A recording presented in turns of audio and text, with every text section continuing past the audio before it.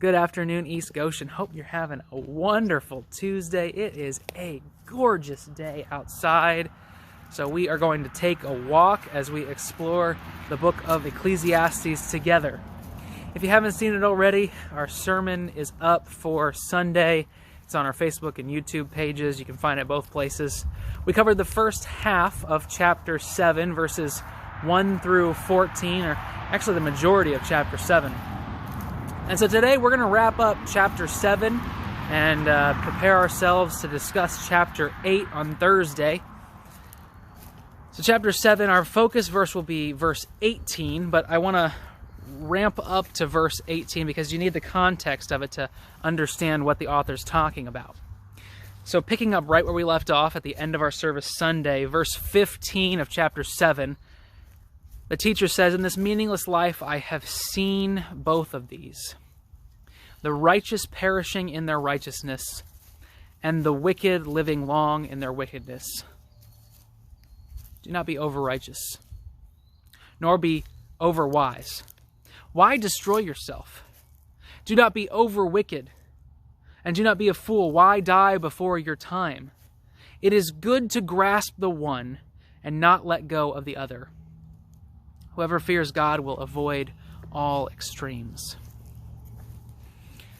So here, this is a strange sequence in the book of Ecclesiastes, but as we discussed on Sunday, the teacher levels the goodness of wisdom as an end goal of our lives. In much of the Jewish tradition, the people want to point out that wisdom will preserve the life of the one who has it. It will make the days of a person better than the days of a wicked person. Which the teacher doesn't want to completely throw that out, but he wants us to have a realistic understanding of what wisdom does in our lives. The world doesn't work according to formula. It's not a particular set of inputs that will get us the exact outputs that we want. He recognizes that even the righteous person may suffer hardship and loss and struggle in their lifetime, while the wicked person may prosper. It's not a world that works according to formula. We can't predict the way that our lives will go. There is a brokenness in the world that still affects us all. And so here he wants to avoid both extremes for us. Really, we ought to avoid foolishness because the foolishness and wickedness of a life that is aimed at everything but God will lead to an early demise. It will lead us down a path of further brokenness, of trying to fill the void in our souls with all of the temporary things of life that will never satisfy. And so on the one hand, wickedness is further brokenness and will just lead us down a path of destruction. But on the other hand, the teacher wants to warn us about the dangers of being over-righteous. He tells us to avoid both extremes, and you may be asking yourself, why in the world is he telling us to avoid righteousness? But that's not the case. He's not saying completely avoid righteousness. Clearly, righteousness is the kind of life that we are called to live as people of God. That the end goal of a life walked alongside the Lord is to become righteous like God is. To live rightly in relationship with a holy and just God. And so the teacher wants to warn us because there is a tendency among those who consider themselves wise and righteous to become overly righteous and to become self-righteous. This is the struggle of Jesus with the Pharisees in the Gospels.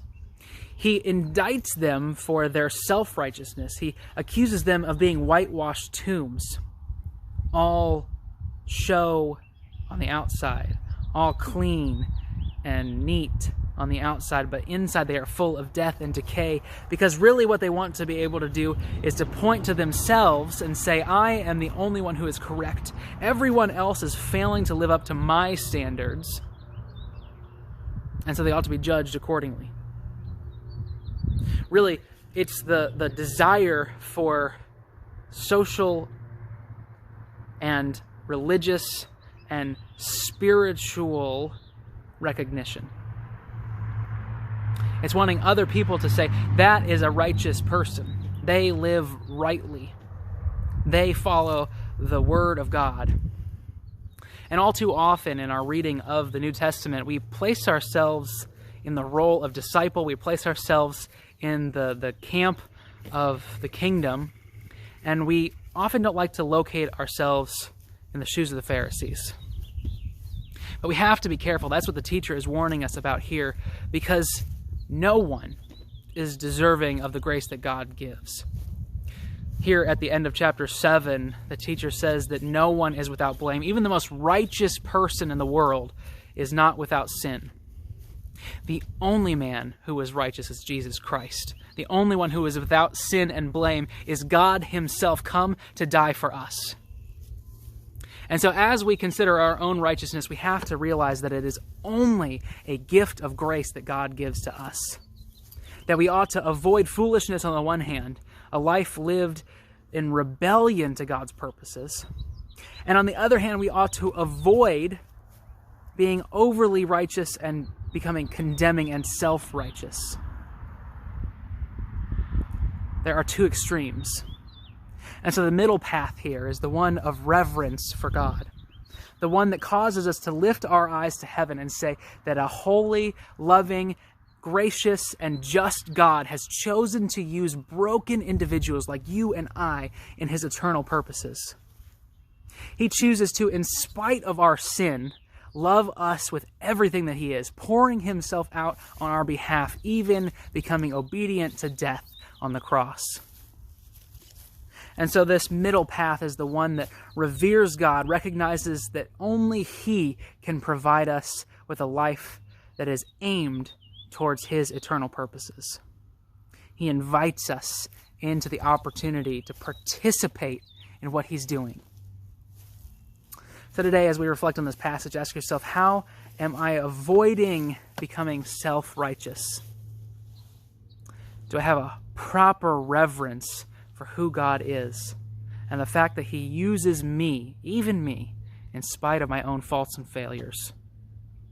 God has chosen the foolish things of the world to shame the wise. So are we avoiding becoming overly wise in our own eyes? Thank you for joining me. I look forward to studying chapter 8 with you later this week. As for now, enjoy this beautiful day. Try to get outside and bask in the sunlight, because it is a good gift that God has given us as a message of his grace for our lives. So thank you for joining me. I will see you next time.